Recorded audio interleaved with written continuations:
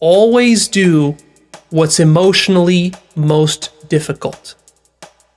Always do the thing that's emotionally most difficult to do in whatever situation you find yourself in. This is the exact opposite of what most people do. It's the exact opposite of what you do in almost every situation. And this is the mother of all screw-ups and problems and frustrations in life, is this. What most people do is they do the exact opposite, in a sense that they're looking for the most emotionally convenient and comfortable and easy thing that they can do in life. And they think that that's going to lead to the most cushy, comfortable, and pleasant life that one can have. But actually what it does, counterintuitively, is that it leads to a mediocre and very frustrating kind of life. To really hammer this point home, I want to give you a whole list of examples of how this principle applies.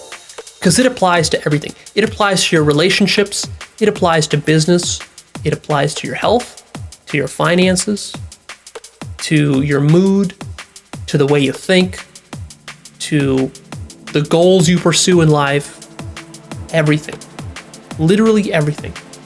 So let me give you some examples. I want to list out a lot so that you can see how this abstract principle applies.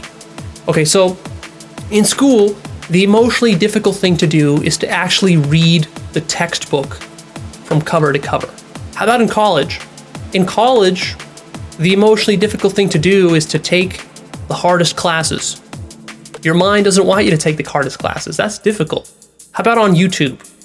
When you're browsing around on YouTube, the emotionally difficult thing to do is to not click on one of those stupid cat videos. When you're afraid, in general, anywhere in life when you're afraid, the emotionally difficult thing to do is to not panic and to not feed into your fear. How about a relationship? In a relationship, the emotionally difficult thing to do is to learn how to establish clear lines of communication. That's not what most people do in intimate relationships. How about when losing weight? The emotionally difficult thing to do is to actually give up sweets and to get your ass into the gym consistently. That's the emotionally difficult thing to do. More examples. In an argument, when you're having an argument, the emotionally difficult thing is to consider that you might be the wrong one. Your mind does not want to do that. Your mind wants to insist that it's right.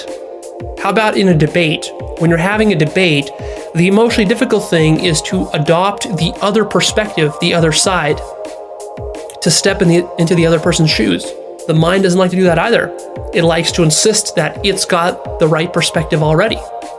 In church, the emotionally difficult thing to do is to question all your beliefs and all the beliefs and dogma of the church. When you're dating, the emotionally difficult thing to do when you see that girl or that guy that you really like and you think is cute is to walk up to them and say, hey, I noticed you, I thought you were kind of cute and I just wanted to come over and get to know you. When you're being criticized, the emotionally difficult thing to do is to consider the criticism seriously, to actually use the criticism to try to evaluate your own behaviors and to take it as feedback to see how you might improve. In life in general, the emotionally difficult thing to do is just to sit down and to turn off your mind and to meditate. This one's huge. Most people cannot wrap their mind around this. This idea that someone could develop a habit of meditation where they sit down for a whole hour in their day and do absolutely nothing but just sit in silence, that could somehow be beneficial to one's psyche.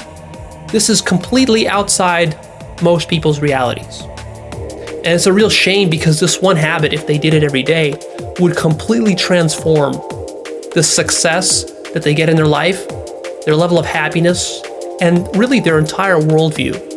Something this simple could just completely revolutionize your whole life. And yet you don't do it.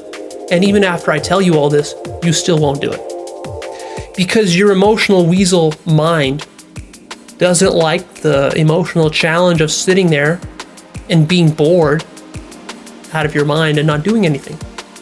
Your emotional weasel mind tells you, hey, we need to go do stuff. Let's go to that party. Let's go read a book. Let's go watch a movie. Let's go talk to our friends. Let's go post some stuff on Facebook, whatever. And resisting that is exactly what I'm talking about here. It's difficult. Notice that in all these situations, if the person just followed this one principle that I'm giving you here, which is simply do the thing that's emotionally difficult, they would get extraordinary results in life. They would get success beyond their wildest dreams. They would have incredible relationships. They would have so much money, they wouldn't even need to worry about money anymore. They would have incredible mood, depression, anxiety. These would be distant dreams, distant memories for a person that follows this principle. Their health would be outstanding. Just every facet of life would go beautifully. And you would basically be living the self-actualized life if you did this. But it's difficult. Here's the good news though. The good news is that it's not as bad as you think it is. It's kind of like jumping into a cold pool. Yeah, it's kind of like it's a pain in the ass. I don't want to jump into that cold pool.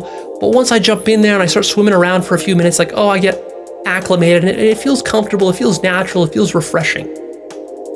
And that's the best way that I can describe transitioning yourself from your lazy Weasley life into a self-actualized life, is that it starts to feel refreshing to your spirit, so to say. So give it a try.